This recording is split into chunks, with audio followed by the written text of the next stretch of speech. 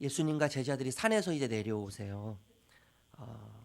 예수님께서 하셨던 말씀을 앞에서 아주 가까이에서 제자들이 그 예수님의 말씀을 아주 잘 들었죠.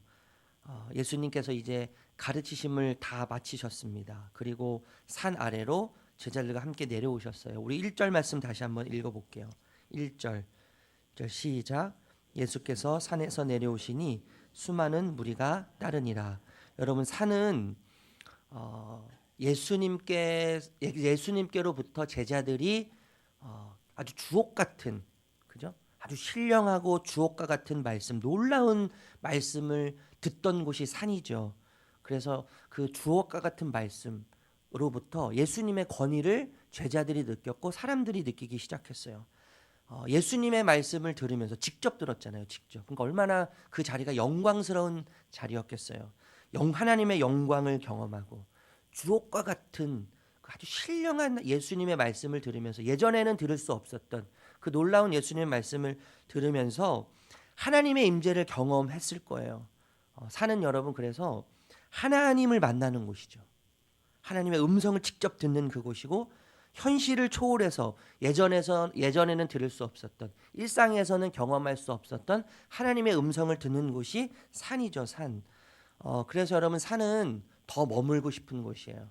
더 머물고 싶은 곳. 여러분 마태복음 17장에 가서 이렇게 보면은 예수님께서 제자들 3명을 데리고 산으로 올라가세요. 산으로 올라가시는데 거기에 누가 있냐면요. 모세와 엘리야가 있어요. 모세와 엘리야가 있는데 예수님께서 모세와 엘리야와 함께 대화를 막 나누시는 거예요. 그것을 보는 베드로가 너무 영광스러운 것이죠. 너무나 영광스럽기 때문에 이런 제안을 하잖아요. 예수님, 내가 모세를 위해서 엘리야를 위해서 당신을 위해서 이것에 초막을 짓겠습니다. 그러니까 이 산은 너무나 아름답고 영광스러운 것이고 계속 머물러 있고 싶은 곳이 산이죠. 그런데 여러분 그 산에서 예수님이 내려오세요. 그 전에 사실 하나님이신 예수님은요 하늘에서 내려오셨잖아요. 머물러 있고 싶은 그곳에서 제자들과 함께 내려오신 예수님은 이미 그 전에요 높은 하늘에서 하늘의 영광을 버리시고 이 땅으로 내려오셨어요. 왜 내려오셨죠? 나 때문 아니에요. 나 때문에. 우리 때문에 그 높은 영광스러운 보좌를 버리고 하늘을 버리시고 낮고 낮은 이 천한 땅으로 우리 때문에 나 때문에 내려오셨다는 것이죠.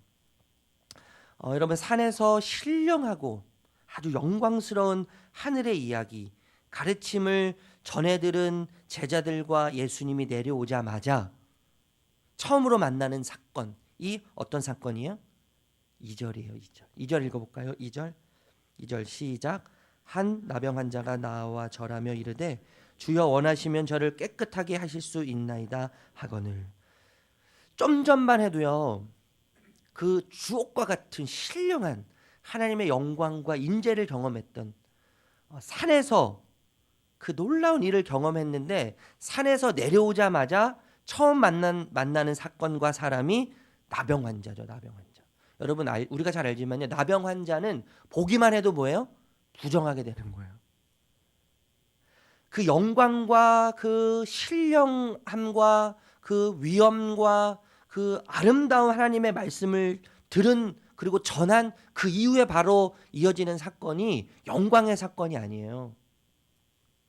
그 산에서 내려오자마자 머물고 싶었던 그곳에서 영광스러운 하나님의 말씀을 경험한 이후에 내려오자마자 처음 경험하는 사건이 나병에 걸린 아주 더럽고 추한 사람을 만나는 것이 산에서 내려온 제자들과 예수님의 이야기인 것이죠. 여러분 문둥병을 천형병이라고 하더라고요. 천형병이란 말은요 천벌을 받은 병이라는 이야기예요. 여러분 영광의 사건과 또 천형병에 걸린 나병 환자의 만남은 영광을 경험한 제자들과 예수님, 그들과 나병에 걸린 환자의 만남은 어떻게 보면 좀 격에 맞지 않는 이야기 같아요. 그렇죠?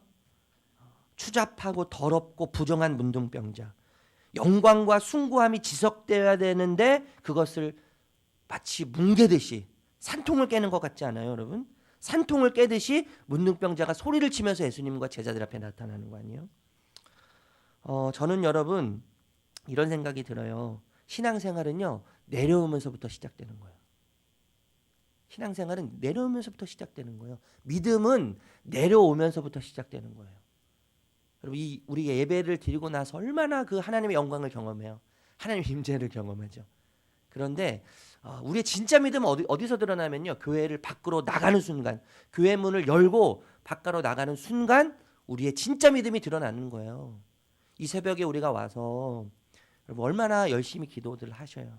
이 새벽을 깨우면서 말씀을 듣고 기도하고 오늘 하루를 주님께 맡기고 그리고 하나님의 임재를 경험하고 하나님께서 나를 사랑하시고 나와 함께 하신다는 그 확신 속에서 오늘 교회 문을 열고 나갔는데 수많은 문제들이 우리 앞에 있죠.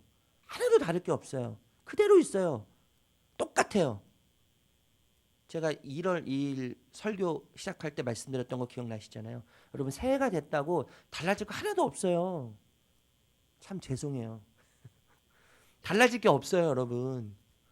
어쩌면 올해 또 다른 내가 상상치도 못했던 또 다른 문제들이 나에게 달려올 수 있는 거예요. 나를 삼켜 먹을 것 같은 수많은 두려움과 수많은 문제들과 수많은 아픔들이 또 다른 상상도 못했던 것들이 내 앞에 펼쳐지는 것이 2018년도의 삶 아니겠어요?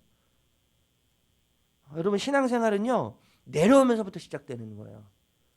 신앙생활은 은혜를 받고 하나님이 나와 함께 하신다는 확신 이후에 밖으로 나가서 저 세상 속으로 우리가 들어간 이후에 시작되는 것이 신앙생활이죠. 그래서 여러분 진짜 믿음과 진짜 신앙은요 예배 드리고 일상에서 은혜를 받고 기도한 후에 우리의 일상에서 시작되는 거예요. 나병 여러분 문둥병이라고 하는데 이 나병의 특징이 있잖아요. 감각이 없어지죠. 감각. 이 살이 썩어서 저도 보지는 못했어요. 실은 보지는 못했지만 살이 썩어서 문드러지는 병 아니에요. 그래서 피가 흐르고 살점이 뚝뚝 떨어져 나가고 썩어서 문드러지기 때문에 신경이 함께 썩어서 문드러지는 거예요. 그러니까 감각이 없어지죠. 악취가 나죠. 썩어서 냄새 나니까 악취가 나는 거예요. 악취. 그 제가 얼마 전에요. 그 어르신들 이제 죽음을 앞두고 있는 어르신들이 계신 요양원에 신방을 갔는데 요양원에 가면 그렇게 그 냄새가 나더라고요. 냄새가. 근데 그 냄새가 나는 이유에 대해서 설명을 하시는데 세포가 썩어서 나는 냄새래요. 그 세포가 썩어서 나는 냄새인데 사실 그 세포가 썩어서 나는 냄새는 좀 역해요, 실은. 그러니까 우리 젊은 세대보다 연세가 많이 드신 분들은 조금 더 이 세포 노화가 빠르기 때문에 금방 세포가 죽거든요. 그래서 연세가 많이 드시면 드실수록 냄새가 난다고 이야기하시는 거예요. 세포가 빨리 죽기 때문에요. 이 세포가 죽는 냄새가 참 고약한 거예요. 문둥병에 걸려서 세포가 썩어 들어가니까요. 그 냄새가 얼마나 고약했겠어요. 그냥 세포가 죽어가도 냄새가 고약한데 세포가 썩어서 피부가 썩어서 죽어가니까요. 그 냄새는 더 고약한 거죠. 뿐만 아니죠, 여러분. 이 나병에 걸린 사람은요. 그래서 몰골이 흉악해요. 아주 흉해요. 무섭죠. 예. 귀신 같아요. 선뜻 놀라게 돼요. 그렇기 때문에 여러분 격리시키잖아요. 격리. 또한 전염성이 아주 강한 거예요. 격리시키죠. 결국엔 이 나병에 걸린 사람은 죽어야 끝납니다. 해결 방법이 없어요. 죽어야지 모든 것이 끝나요. 문둥병자가 이 나병에 걸린 환자가 죽으면 시체와 함께 모든 물건을 불태워요. 이것이 뭐예요? 문둥병에 걸린 사람의 최후예요. 이러고 보면 여러분 이 나병의 특징은요 죄의 특징과 너무나 똑같은 것 같아요. 죄의 특징. 죄는 여러분 중독성이 있지 않습니까? 이 중독성이 있기 때문에요 감각이 사라져요. 처음에 죄를 지을 때는 그냥 그 죄에 대해서 굉장히 죄책감을 느끼고 막 회개하고 눈물을 흘리고 하나님께 용서를 구하는데 점점점 똑같은 죄를 저지르면 저지를수록 우리 마음이 무뎌져 가요. 그래서 감각이 없어져요. 하나님 앞에서 내가 죄를 지은 것에 대해서 하나님께 너무나 부끄럽고 죄송한데 시간이 가면 갈수록 내 마음이 묻어지면서 하나님에 대한 인식이 점점점 사라지는 거예요. 이게 죄죠, 죄. 하나님에 대해서 무감각하게 되는 거 아니에요? 여러분 죄는요 이상하게 냄새가 나요. 냄새. 역해요. 그래서 여러분 죄를 짓게 되면 역함을 느끼게 되는 역해져요. 구역질이 나는 거예요.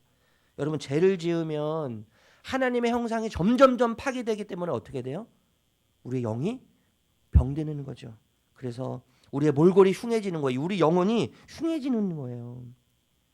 격리되죠. 격리. 하나님으로부터 분리가 되는 거예요. 그래서 여러분 결국 어떻게 됩니까? 죽는 거예요. 결국 죽고 마는 거예요. 죄인의 마지막은 죽는 거예요. 그래서 여러분 실제로 문둥병은 성경에서요 죄를 상징하기도 하는 것이죠.